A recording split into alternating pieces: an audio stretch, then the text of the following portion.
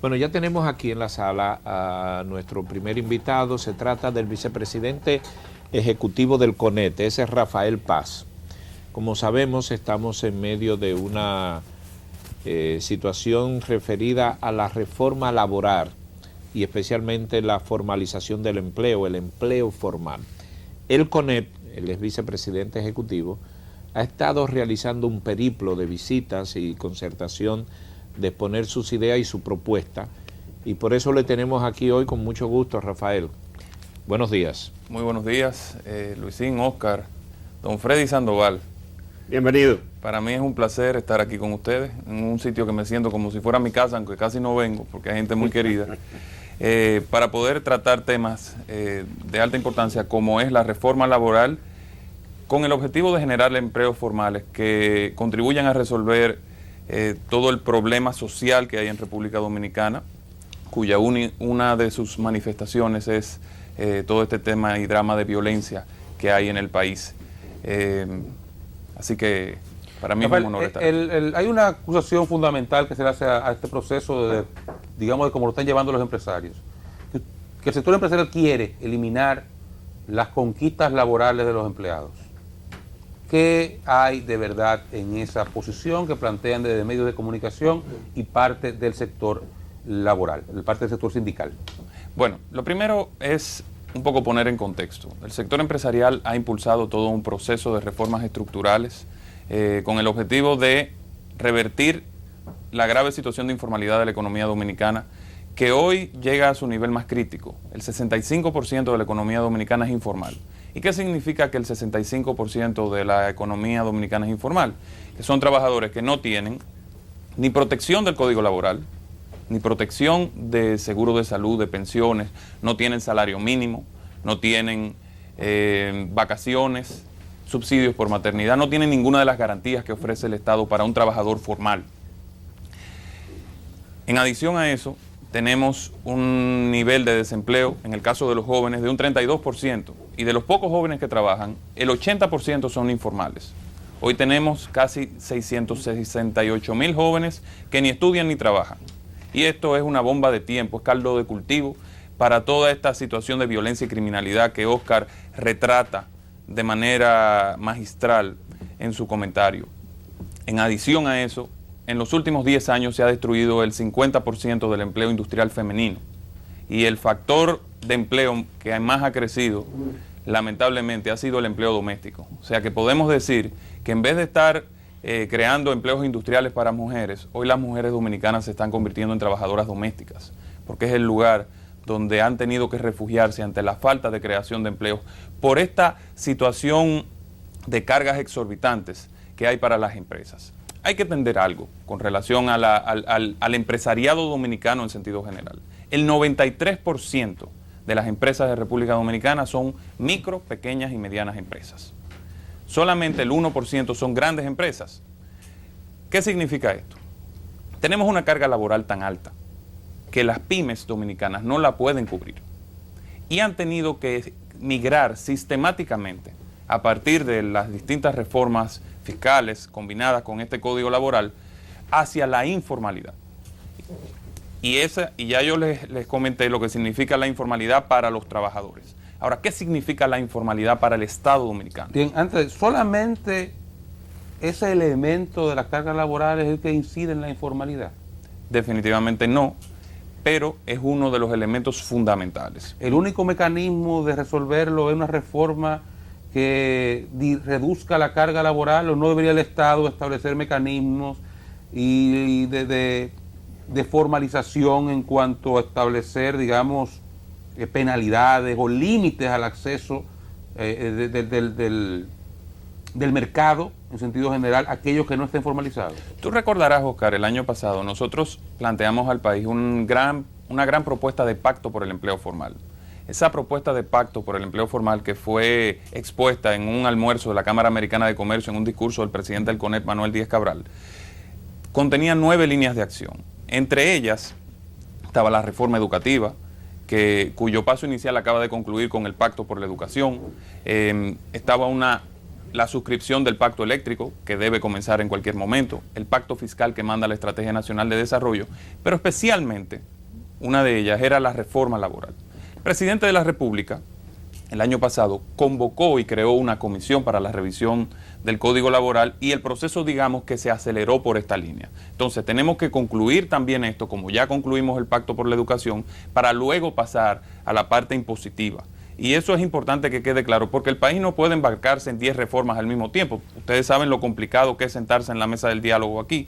Entonces, ya se ha iniciado este proceso que va muy bien, porque se iniciaron las discusiones a nivel de la comisión técnica que creó el Poder Ejecutivo, y hay un 70% de los puntos que están consensuados, y ahora se inicia pronto el diálogo tripartito, que como sabe todo el mundo, siempre da frutos. Aquí mucha gente piensa que nunca nos vamos a poner de acuerdo con relación al aumento del salario mínimo, pero cada 2 años nos ponemos de acuerdo con los sindicatos. Entonces vamos ahora a la propuesta del sector empresarial, para luego hablarles de un panel que tenemos donde vamos a discutir todos estos temas a profundidad. ¿Cuándo es ese panel? Ese panel va a ser el próximo miércoles, miércoles 4, a las 6 de la tarde, en escenario 360. Va a tener como expositores, como iniciando, con una ponencia va a estar el magistrado Jorge Suberoiza, uno de los más grandes especialistas en reformas judiciales en la República Dominicana.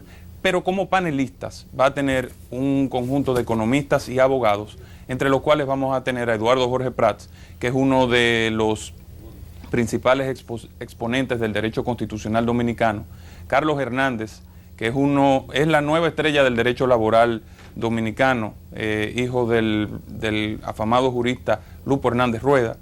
Vamos a tener también a Pedro Silverio, un economista de mucho peso, brillante, y a Ernesto Selman.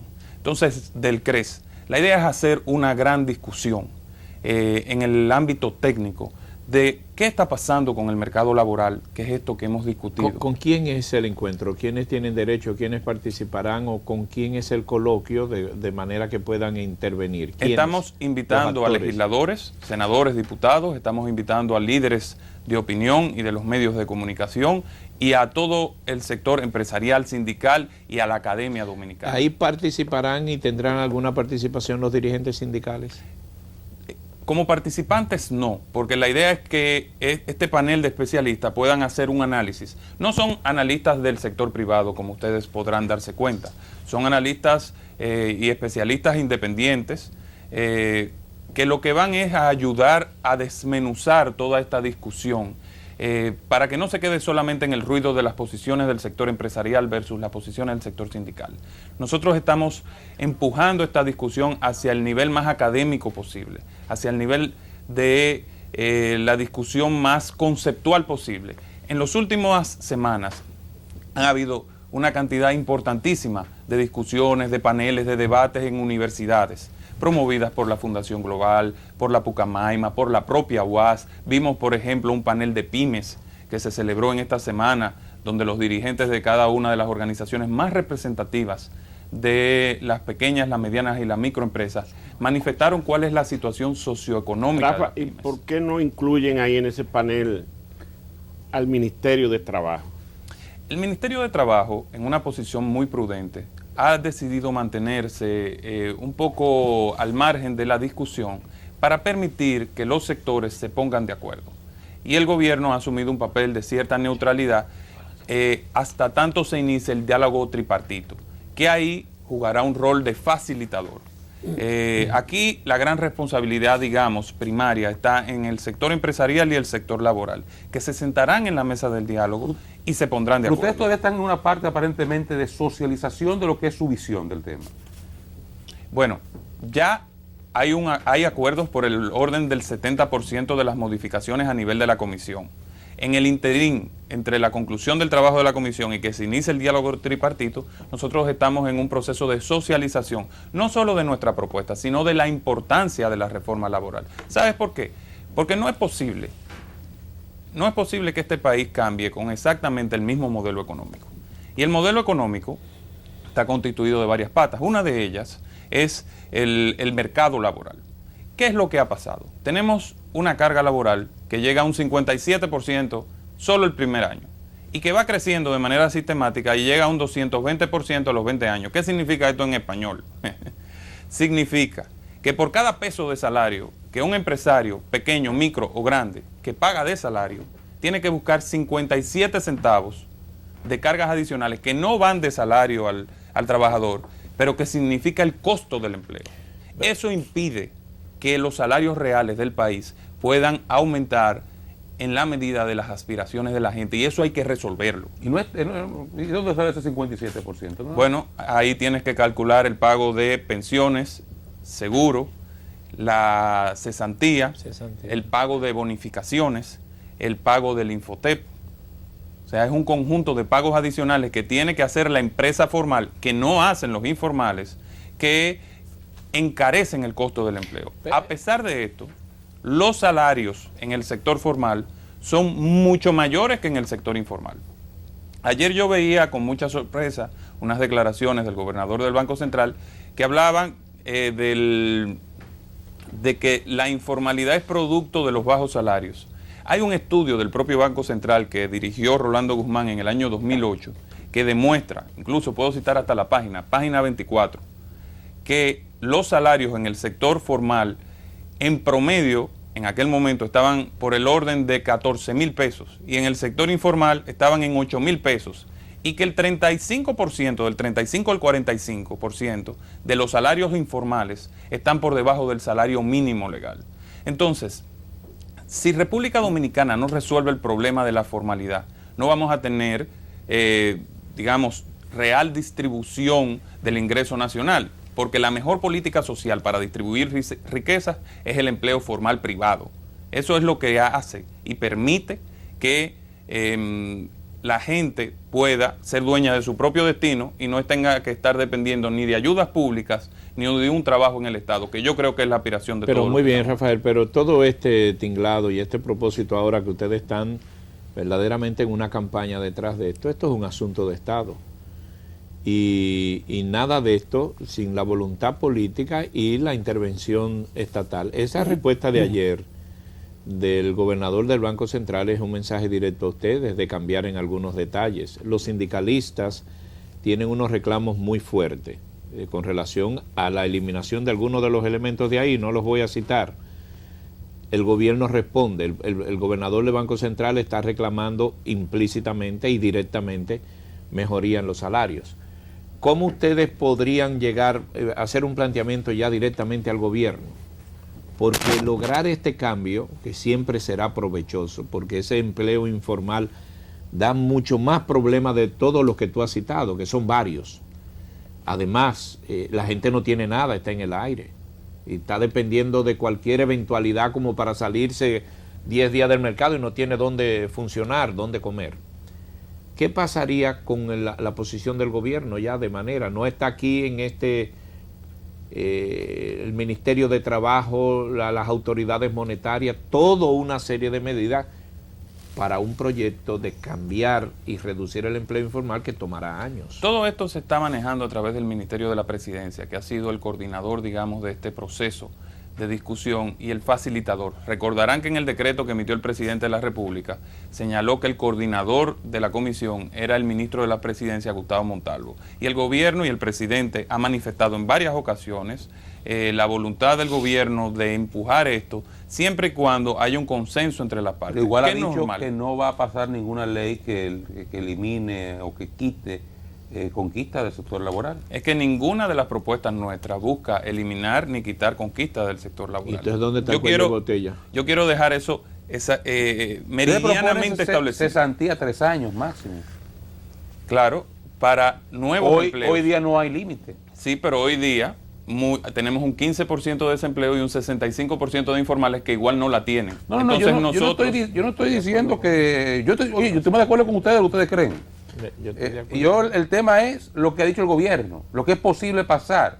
Incluso le insistía que ustedes están socializando el tema porque aparentemente en la opinión pública se ha creado una situación que ustedes los empresarios lo que quieren es eliminar conquistas. Yo estoy de acuerdo con ustedes, no hay que convencerme, es al gobierno.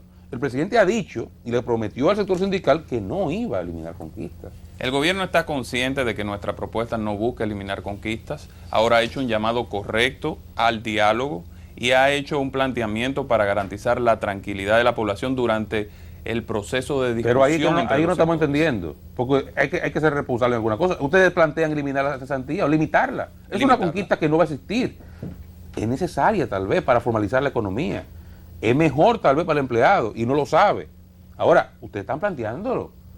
Están planteando eliminar conquistas. Nosotros estamos planteando, fíjate, la Ley de Seguridad Social en el año 2000 estableció el sistema de pensiones.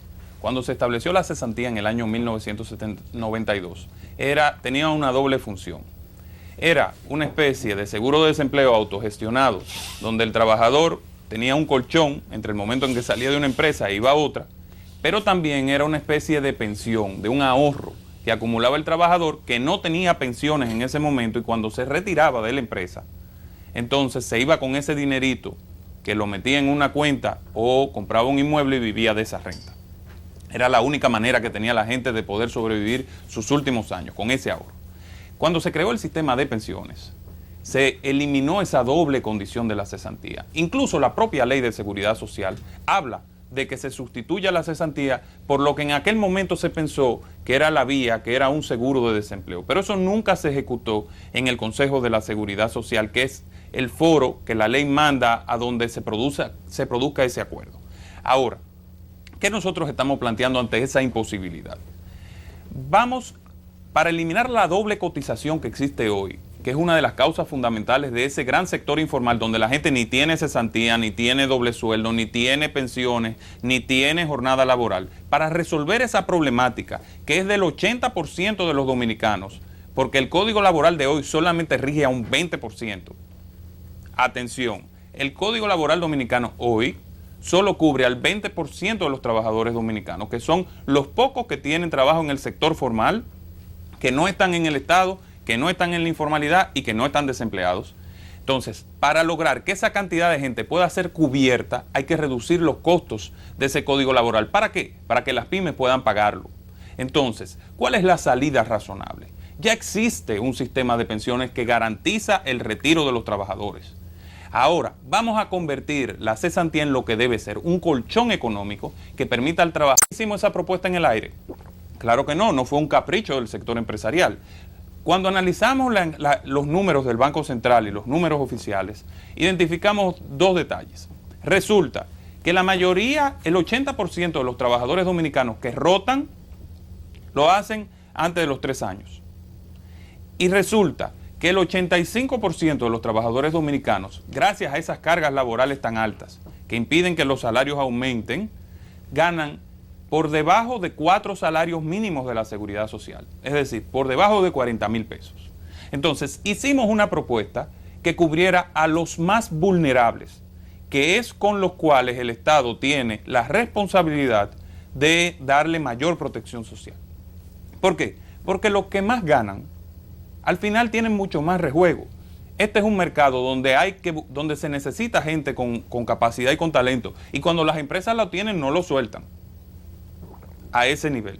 Entonces, esta es, digamos, en términos generales, la visión del sector en torno a lo que moverse a una especie de seguro de desempleo. Bueno, la discusión, Oscar, está abierta. Hay que analizar todos los costos, hay que ver, hay una discusión entre los sindicatos y el sector empresarial, y quizás el mensaje aquí es que hay sectores sociales, que los sectores sociales de manera sentada están sentadas en la mesa de trabajo buscando soluciones y diseñando el modelo económico del país de los próximos 20 años. Repita la conferencia antes de que se nos vaya, usted tiene muchas cosas hoy usted. ¿Cuál es el panel que tienen? El próximo miércoles tenemos un panel, una reforma laboral para la generación de empleo formal. Va a ser a las 6 de la tarde en escenario 360 y va a ser un panel integrado por el magistrado Jorge Subero Isa, que va a tener una conferencia inicial, Eduardo Jorge Prats, Pedro Silverio, Carlos Hernández y Ernesto Selman del CRES. Va a ser un panel donde vamos a discutir todos estos detalles y vamos a ver el porqué de esta reforma laboral y cómo podemos lograr mayores empleos formales en la República Dominicana, entendiendo que el empleo formal es la mejor política social que puede existir en un país para que la gente salga de la pobreza. Ojalá y Pepe Abreu y esa gente vayan. Y se pongan de Se acuerdo. allá y participen en el panel. Están en Ginebra ahora mismo. Muchas gracias, Rafael. Rafael Paz es el vicepresidente ejecutivo del CONET. Ven ustedes cómo ha tenido esta participación, esta información referente a la reforma laboral y la promoción del empleo formal. Es una actividad que viene desplegando el Consejo Nacional de la Empresa Privada. En esta semana pudimos ver cómo están visitando líderes políticos, están en este periplo porque quieren dejar y orientar y conciliar sus posiciones muy importantes referente a este tema que tiene que ver con la vida del sector empresarial, del empleo, que es fundamental en toda economía. Vamos a seguir con